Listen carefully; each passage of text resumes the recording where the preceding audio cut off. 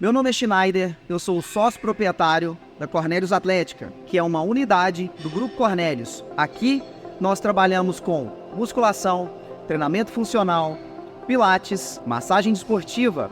Oferecemos o serviço de assessoria esportiva e a ginástica laboral desenvolvida nas empresas. Aqui na Cornélios Atlética, o nosso intuito é ofertar de forma mais eficiente e segura os resultados que o aluno procura, do rendimento esportivo, treinamento voltados para estética, saúde e bem-estar, consolidação de reabilitações ortopédicas. Os nossos profissionais são altamente qualificados e passam por treinamentos constantes para que possamos estar sempre atualizados e levando sempre o melhor com um embasamento científico para o seu resultado. Grupo Cornélios, há mais de 40 anos sendo referência no exercício físico.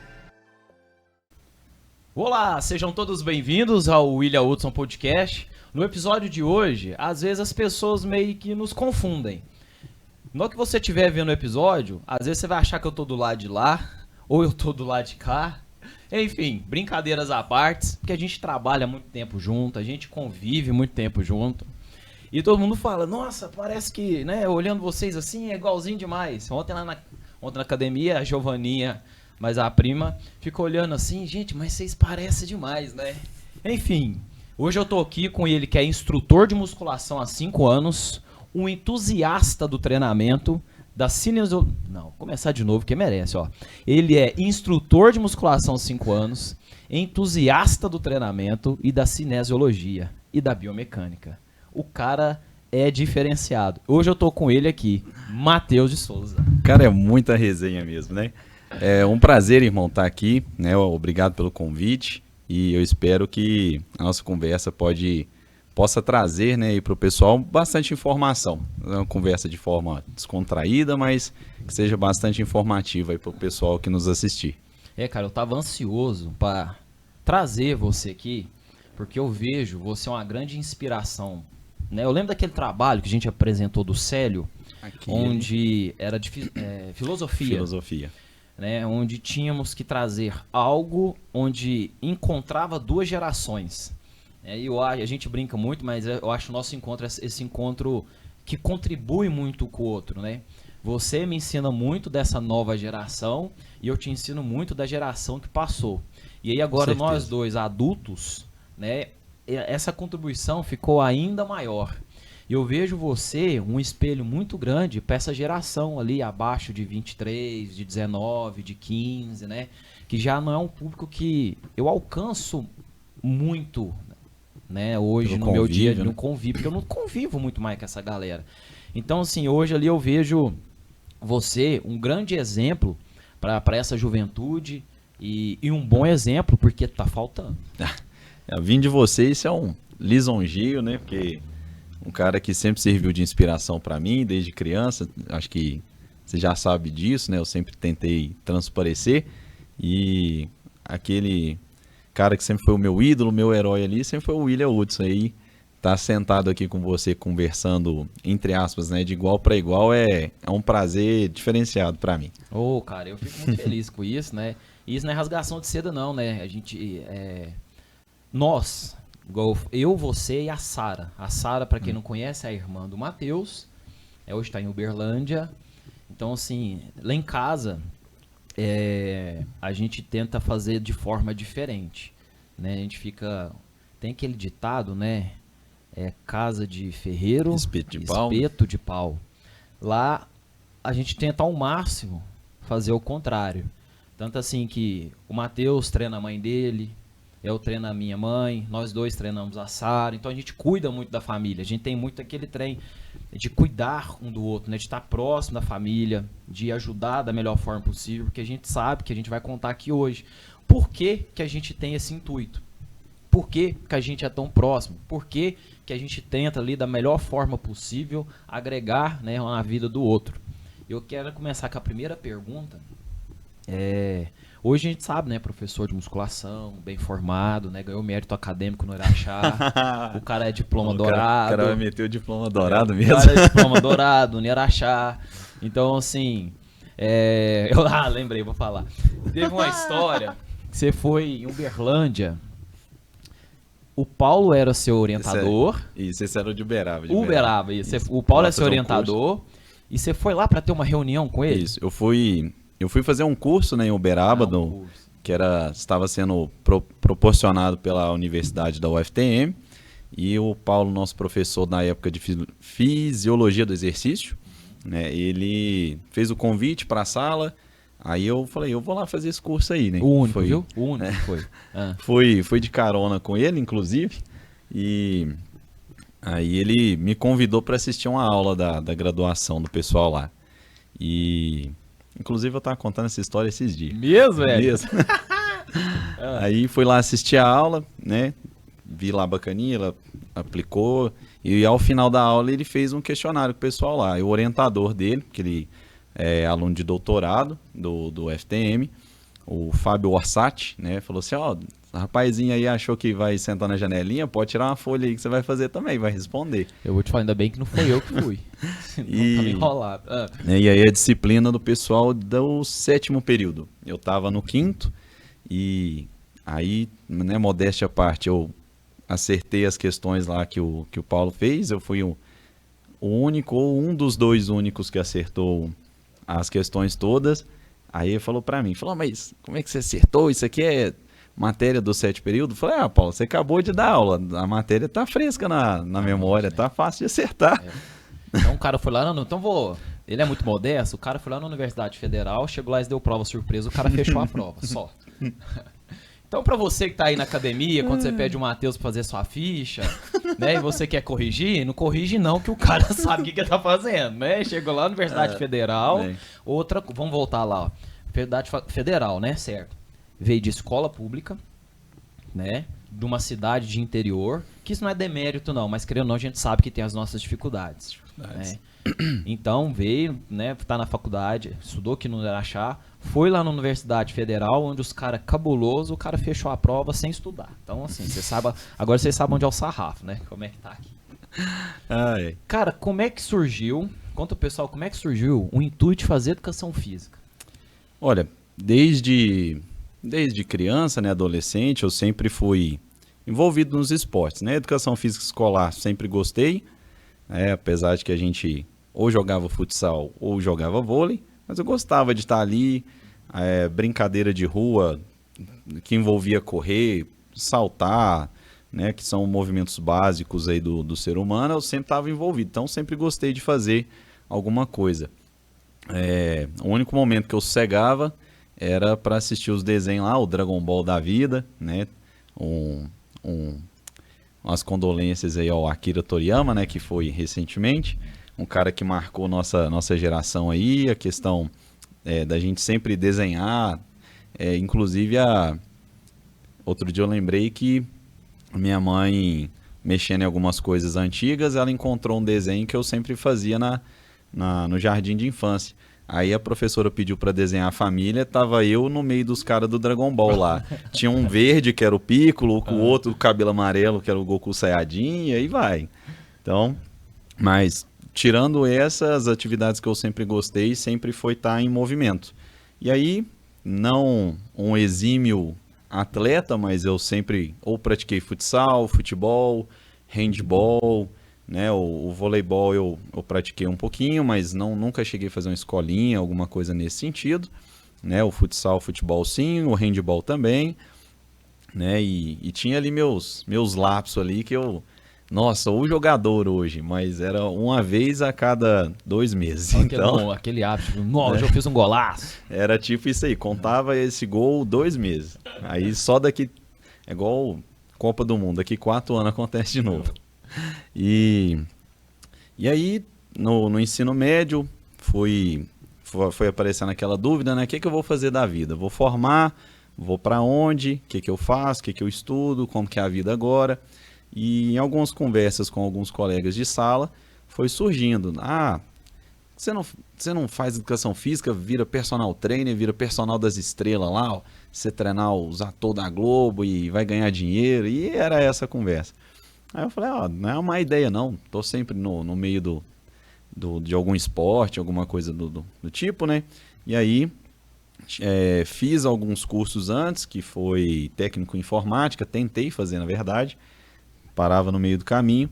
E aí um pontapé inicial para eu falar assim, vou fazer educação física, foi que você já fazia educação física em Patrocínio, e aí depois foi para a cidade de Araxá, né, para cá, para vir fazer a educação física. Eu falei, vou começar. Aí aquela resenha junto, né, não, a gente vai ser da mesma sala e tal, um ajudando o outro e afim. E eu falei, vou começar. Aí no primeiro período, primeira semana de aula, eu falei, pô, é aqui mesmo, me achei. Aí eu tinha disciplina de dança, a gente aproveitava os intervalos, né? Aproveitava qualquer brechinha para fazer uns passinhos do fit dance que estava na época, né? Tinha a zumba e foi quando começou esse boom, né? Dessas modalidades de dança. Não que a nossa matéria era só isso, porque senão o pessoal vai achar, esse cara ia lá para dançar, é bom demais, eu vou fazer educação física. Mas tinha anatomia, tinha outras disciplinas um pouco mais técnicas da área, e eu falei assim, pô, isso aqui que eu quero. Eu trabalhava no supermercado na época e estudando anatomia, às vezes eu colocava a mão no corpo assim e falava, ontem viu esse osso aqui que é o húmero, que é o osso do braço. Aí eu imaginava lá a peça óssea que mostraram pra gente no dia anterior, e aqui tá esse pedaço, aqui tá esse, aqui faz isso, aqui faz aquilo, né? A gente teve que fazer uns desenhos dos ossos, do músculo, né? Do sistema muscular, sistema articular, né? Sistema ósseo, para a gente poder estudar. E isso aí foi muito bom e foi onde eu me encontrei e falei assim, vou seguir nisso aqui. E aí foi só melhorando. Então eu sou apaixonado pelo que eu faço, vindo aí de mãe professora, então às vezes eu ia para a escola onde ela trabalhava, em alguns pequenos momentos lá ela me ensinava a fazer uma coisa, pedia ela um auxílio ela me pediu um auxílio em uma outra atividade lá, e aí com essa paixão de ensinar eu me encontrei hoje na musculação, onde eu sou apaixonado por ensinar as pessoas a fazerem os exercícios, o porquê que aquilo tem que ser feito, porquê que tem que ser dessa forma, né? Então, por isso um entusiasta aí do treinamento. Eu lembro que quando surgiu, assim, deu aquele boom da internet, alguma coisa da musculação, essa pergunta eu nunca te fiz. Esse boom da musculação veio ali com o convívio, mas também veio com a fábrica de monstro, Léo Stronda. Léo Stronda. Tem alguma correlação ou não? O Léo Stronda era só uma diversão mesmo que você tinha? Porque eu lembro que você era fissuradão, sim. Né? Eu, na minha adolescência ali, transitando para chegar quase na fase adulta, né? Que assim ainda é adolescente. 17, 18 anos ali, eu comecei a praticar musculação, assim como grande maioria dos alunos que a gente vê, não dizendo mal das pessoas, né? Mas dá aquela preguiça e a pessoa fica meio desmotivada, pensa, nossa, será que vai demorar tanto para chegar lá onde que eu estou pensando? Então, assim como todo mundo, eu não sou um semideus, né, que falou assim, não, eu sou apaixonado, eu vou treinar, eu vou, né, subir essa carga aqui, vou ficar grandão. Eu tinha essa ilusão, mas assim como os outros, eu também tinha preguiça, também às vezes falava, não, velho, mas hoje tem que fazer esse exercício, nossa, hoje tem que fazer esse mesmo, hoje tem que treinar a perna, um treino exaustivo danado. Então, também pagava, mais faltava do que ia na academia, né? Então nunca construí, como diz aí os mais novos, nunca construí o shape. A gente tá pelejando para isso, um dia a gente chega lá. Como é que você teve essa mudança de chave? Igual, por exemplo, Isso. Você tava ali adolescente, essa é uma dica muito legal. Você tava ali adolescente, né? Tava aquela murrinha que o adolescente tem, que é a preguiça, né? O adolescente hoje vai pra academia e não sabe se fica no celular, se fica conversando, né? Tem hora que vai sentar no aparelho, ele tem que tirar o celular, o fone, até ajeitar. Na hora que ela sentou no aparelho, demorou 3 minutos. Para mais. Pra mais, né? Então ali, quando que você teve aquele start, não sei se foi a faculdade, ou se foi depois, ou se foi com o amadurecimento, né, dos anos, qual que foi o start que fez o Matheus, adolescente, entre aspas, preguiçoso, não querendo treinar, e onde que foi a virada de chave que você falou assim, não, isso aqui é importante para eu chegar onde eu quero? Isso.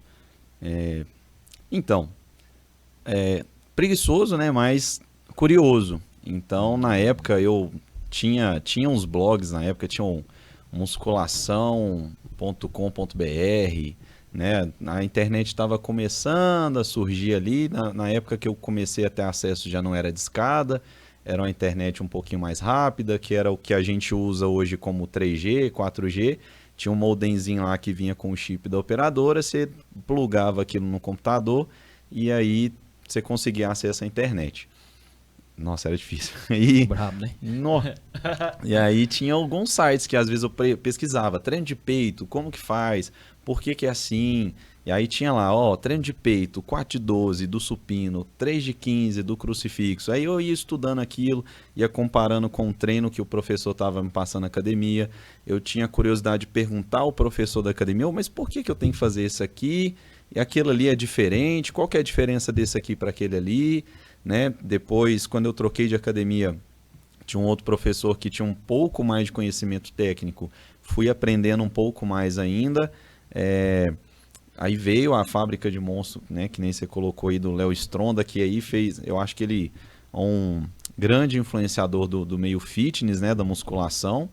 E os memes eram muito engraçados, então assim, era informativo e engraçado, aquilo te prendia, então você distraía, mas também se ia se alimentando de informação na época. E eu acho que o boom para falar assim, ó, a questão de ser mais firme com o objetivo, né, de que a musculação é importante, seja para construir um físico, para melhoria da saúde ou qualquer outro meio que seja, foi tanto a faculdade, né, o amadurecimento, e eu acredito muito na disciplina. Hoje, nós estamos em março, tem aí um ano e uns 4 a 5 meses que eu estou treinando praticamente sem pausa, né, sem ficar assim, vou ficar 2 meses parado por causa disso ou daquilo. Graças a Deus, nenhuma lesão, né, nada que me afastou do treinamento. Então, assim, por preguiça ou qualquer outra coisa que seja, tem aí 1 ano e 4 meses sem parar da musculação. E eu acho que essa constância, essa disciplina vai fazendo a gente enxergar o quanto que é importante. Porque o processo, ele é demorado, né? Infelizmente, a gente tem a cultura do projeto verão, que acaba sendo uma piada em toda a academia, né? Fala, ó, tá chegando fevereiro, as academias vão ficar cheias, então já vai se preparando aí. A pessoa que gosta de treinar vai começar a passar raiva, porque vai ter 4 pessoas revezando o aparelho. E então isso é uma piada no meio. E infelizmente a gente leva muito a sério essa cultura. Então acha que 2, 3 meses que você fizer a musculação, você vai conquistar o corpo que você sempre sonhou. Tem muita coisa que você vê naquela pessoa, tem muita coisa naquela pessoa que você usa como inspiração, falar, eu quero ficar com um corpo parecido com o dessa pessoa aqui. Tem muita coisa que essa pessoa faz para chegar naquele físico. E eu acredito muito no que a pessoa tem que ter um pouco mais de paciência, porque a gente vai ver o cara, eu estava analisando isso não há muito tempo, a gente vê no fisiculturismo, que é o campeonato que é onde você consegue ver resultados da musculação, que eu acho que a grande maioria olha e fala, nossa, eu quero ficar grande desse jeito, não, ficar com o ombro daquele cara ali, ficar com um braço gigante, igual daquele outro atleta lá. A gente tem muitos caras que são inspirações, hoje o Ramon Dino, tem o Rafael Brandão, né, tem muitos caras BR aí que são inspiração. Até o Léo Stronda, né, apesar dele não competir, ele é um cara que treina super bem, faz dieta, né, faz tudo ali para se manter no físico. E serve de inspiração para mim, para outras pessoas mais novas, talvez para algumas mais velhas. E só que a gente vai ver o tempo que esses caras estão treinando, e na maioria das vezes sem parar, tem 10 anos, tem 11 anos. O cara, para ele ser... a gente vai pegar o Seban, né, que é o atual campeão da Classic Physique. Ele é um cara que anos atrás ele estava competindo ali, ficava top 5, top 7, top 10. Aí, com o passar dos anos, que ele foi melhorando e tornou esse boom que é hoje, né? Que é o Chris Bumstead. Os caras têm aí os memezinhos dele na internet. Mas, assim, demorou para chegar aonde ele está hoje. Então, o fator genético pode ter feito com que demorasse menos. Então, por exemplo, em 5 anos ele saiu do meu físico para o físico que ele está, por exemplo. mas dependendo da genética ele ia precisar de mais 6, 7 anos. Então, assim, é um processo moroso, a pessoa tem que ter paciência, tem que gostar do processo. Então, às vezes a gente brinca falando assim pro aluno, fala, ó, começa, ou você vai pelo amor, ou você vai pela dor. Então, eu acho que antes de ser pela dor, é interessante você olhar por outros olhos e falar, até que não é tão ruim, né? Não, eu tô gostando disso aqui. Porque com o passar do tempo você vê uma gordurinha que estava ali, que incomodava, começa a dar uma diminuída, começa a desaparecer dali. Você vê um risquinho ali na coxa que antes não dava para ver. Você vê uma circunferência abdominal que antes era muito avantajada, começa a diminuir. Você vê que a pessoa começou a caminhar na esteira, hoje ela já corre. Só que aquele pensamento imediatista de melhorar, quer alcançar o físico, não faz com que ela curta o processo e abrace essas pequenas conquistas que ela vai tendo no meio do caminho. E aí isso vai servindo de estímulo para ela continuar. Só que às vezes por estar tão focada, eu preciso chegar lá, ela está esquecendo de olhar o que já passou, né? E aonde ela estava e aonde ela chegou. E eu acho que isso faz total diferença hoje. É o tal do projeto verão, né? Você já até adiantou, e era uma pergunta que eu queria saber a sua opinião sobre. O projeto verão aqui é pessoal, né? Imediatista, chega, a gente pode ver que hoje a academia, muitas pessoas que começaram no projeto verão nem estão na academia mais, nem estão em atividade física mais, já voltaram para suas rotinas naquele desespero, mas algumas porcentagens continuam. Parabéns para quem continua, né? E para você que deu uma oscilada, volte, né? Ainda dá tempo. Dá tempo, né? Cuidar da sua saúde. Por que, com toda essa experiência que você já tem, por que você acha que o pessoal fica nessa montanha russa? Vai, volta e não continua?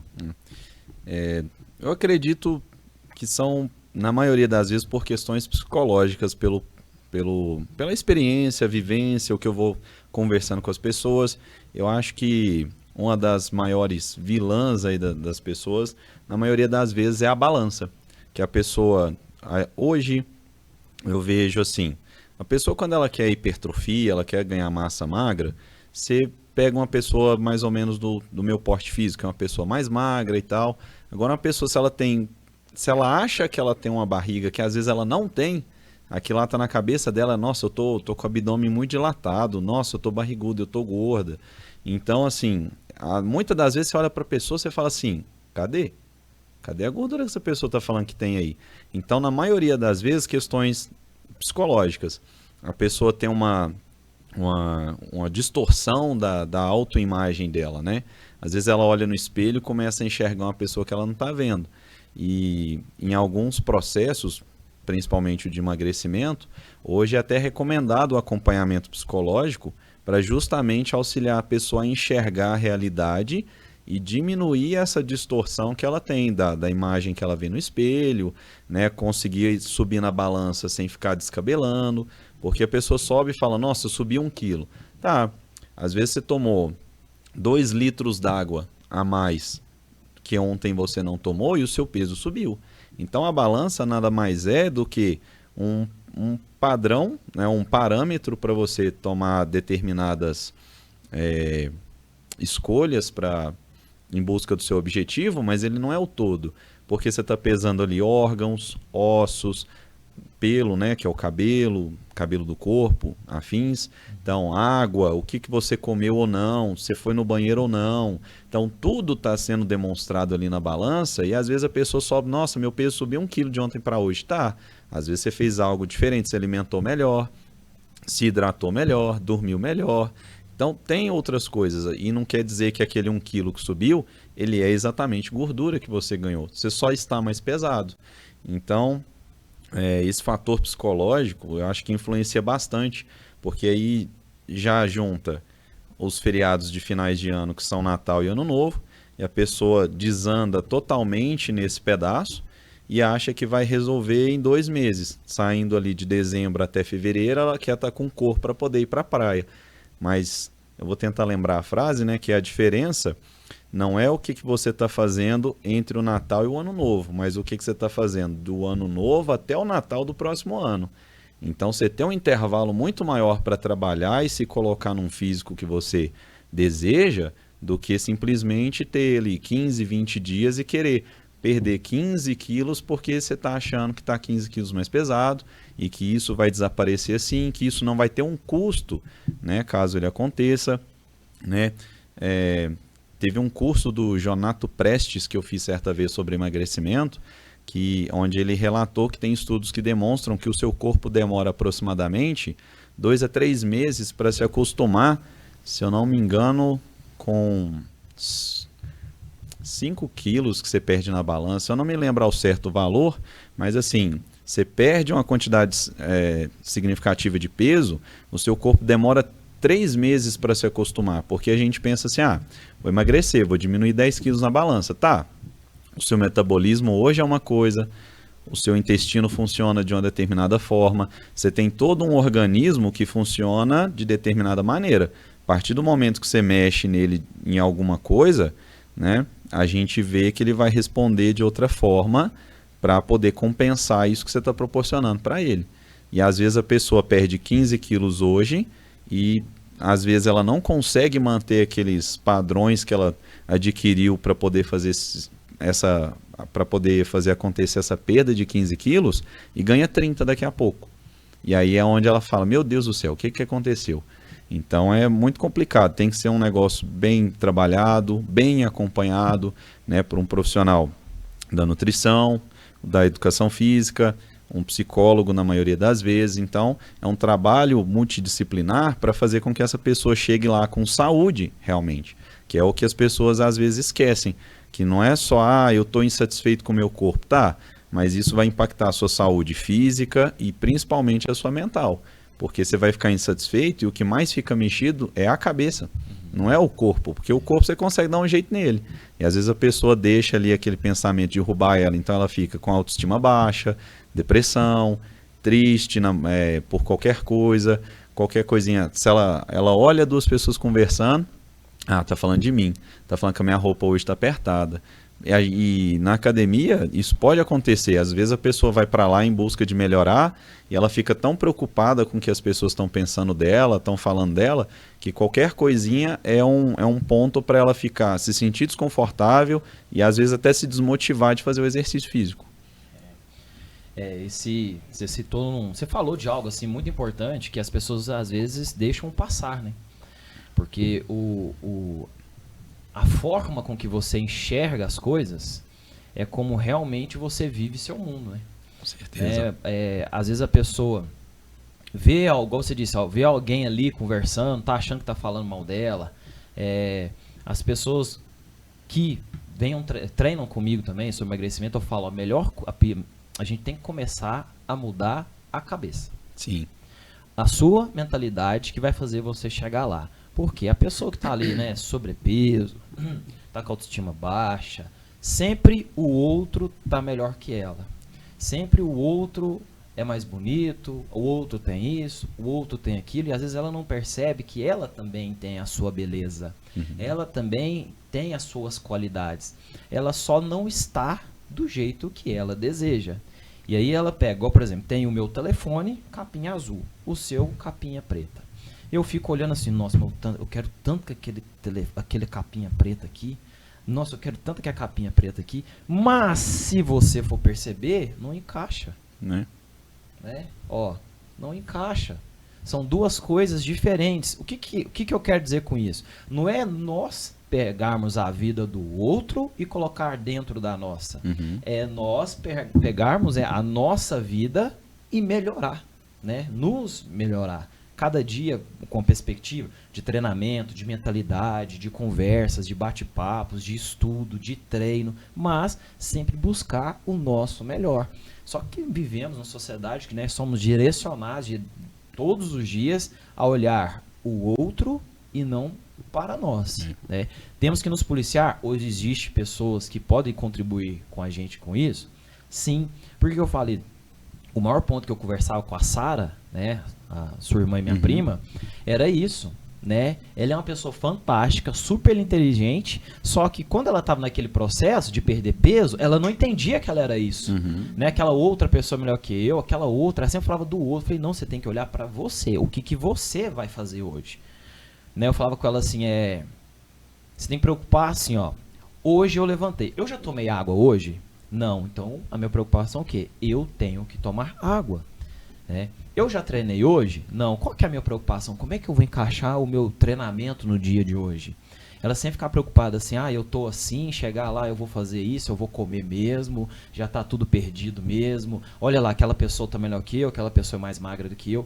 No dia que ela entendeu que ela é um ser humano que tem qualidades, ela pegou e deslanchou. Que também pode chegar lá, né? Que pode chegar lá. Essa é a mensagem que a gente passa, né, no dia a dia pro pessoal, né, Matheus? Com certeza.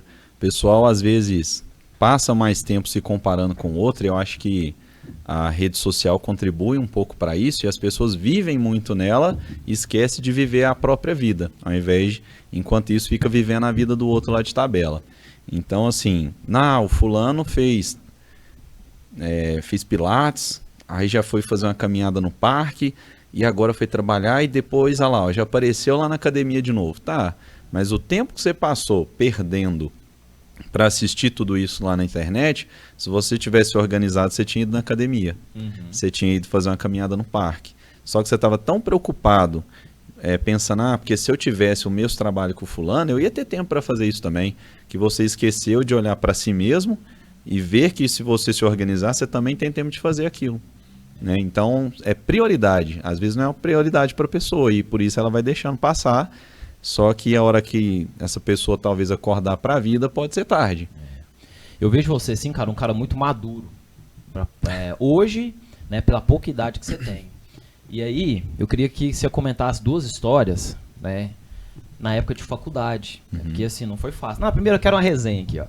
A resenha. Você falou assim que lá no intervalo da faculdade, né, quando dava um tempinho, ia lá fazer uns passinhos de dança, fit dance. É verdade? Você fez um curso da Fit Dance? Certa vez eu cheguei a fazer, né?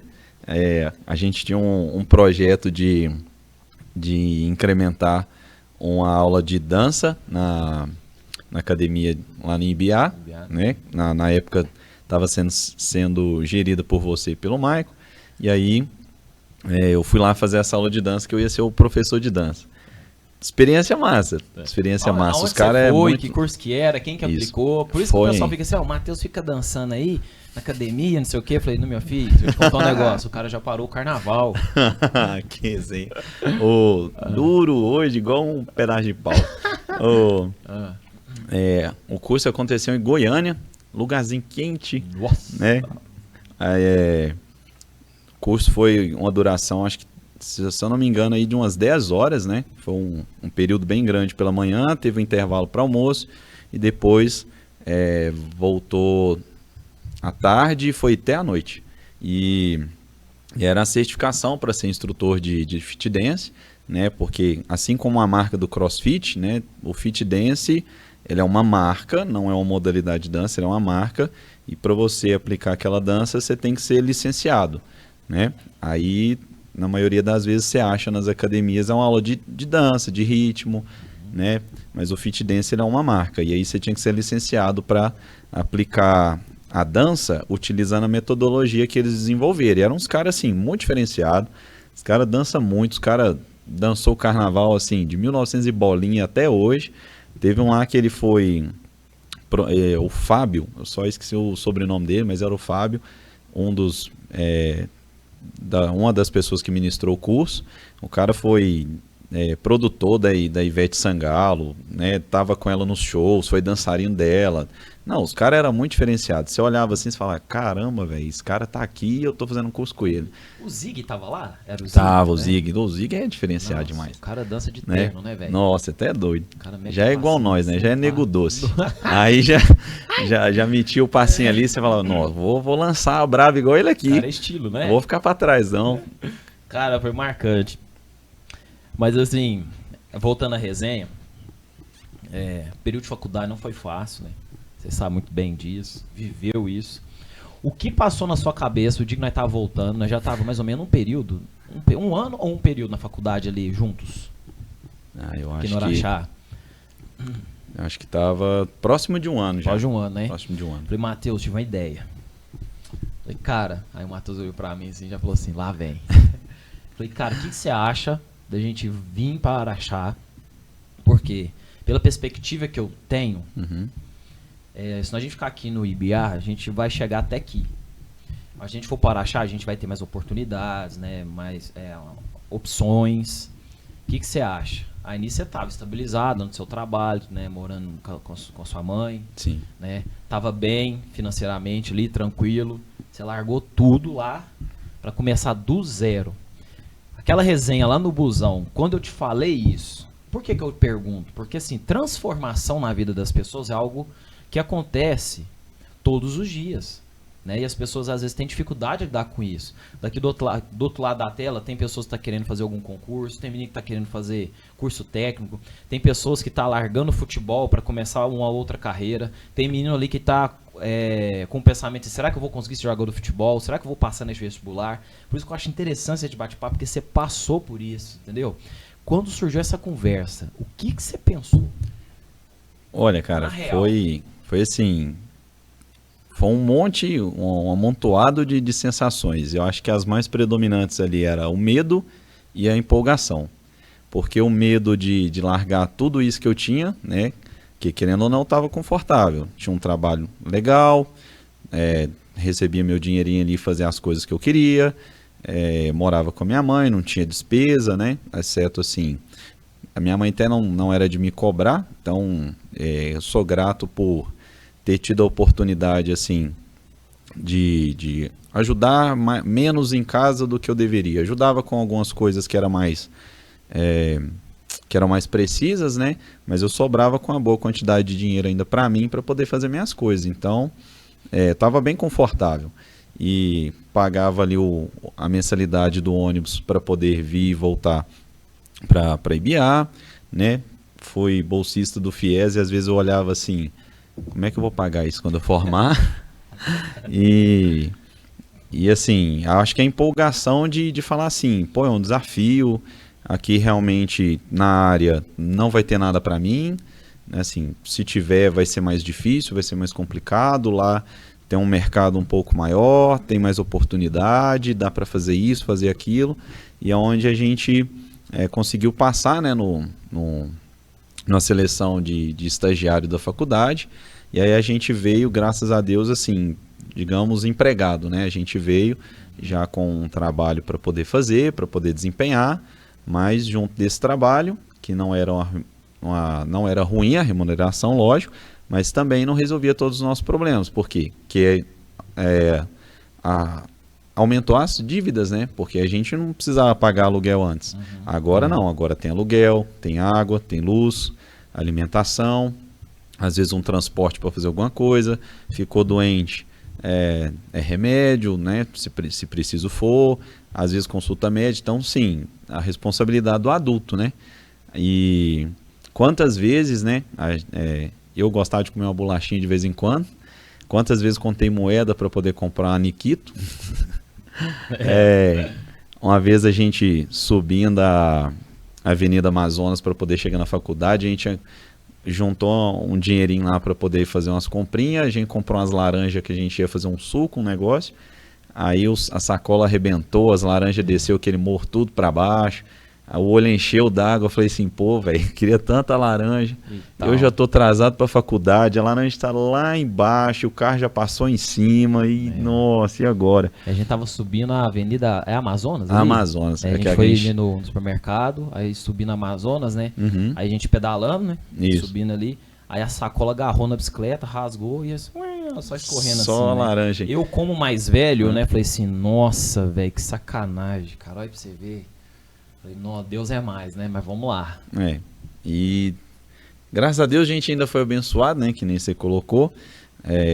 No outro dia a gente ainda ganhou um monte de laranja do aluno lá na academia. Foi pra você ver. Né? A única vez, a gente ganha muita coisa, mas a única vez lá na academia que chegou um pacotão de laranja foi no dia antes a gente ter passado por essa situação. Então. E aí no outro dia chegou lá, tinha um pacotão de laranja lá, né? Exato. Aquela coisa, que é laranja aí, ó, toma. Bem isso. Então, assim, a gente já passou altas coisas por aqui, né? Então, sacrifícios você tem que fazer mesmo para poder alcançar coisas maiores na sua vida. Às vezes você tem que cortar da carne mesmo para poder seguir, para poder crescer, para poder amadurecer, para poder conquistar as coisas que você almeja.